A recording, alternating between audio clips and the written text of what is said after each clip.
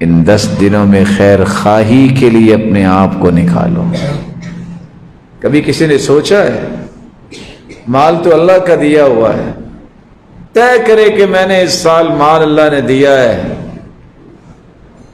قربانی نہیں لے سکتے فلاں، میں قربانی خرید کے اس کے گھر چھوڑ کے آؤں؟ کبھی کسی نے سوچا ہے؟ آج ہیں لوگ جو ایسا کرتے ہیں۔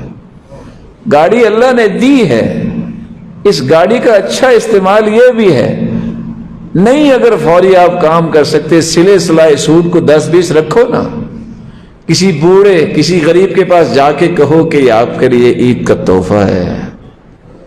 خیر خواہی رشتہ داروں کے ساتھ، اہل و عیال کے ساتھ، معاشرے کے نادار افراد کے ساتھ کرنے والا انسان کسی کے کام کو اگر کر سکتے ہیں، آپ صلاحیت اللہ نے دی ہے، اس کے کام کے لیے وقت نکالیے، مال نکالیے، مشورہ دیجیے۔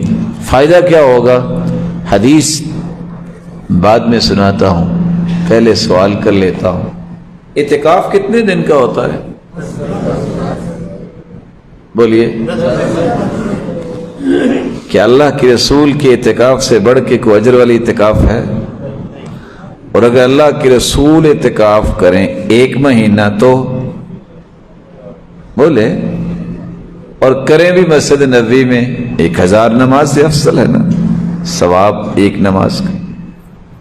اللہ کے رسول فرماتے ہیں میں اگر مدینے کی مسجد میں اعتکاف 1 مہینہ کروں، لن اعتکف شہرا فی هذه المسجد،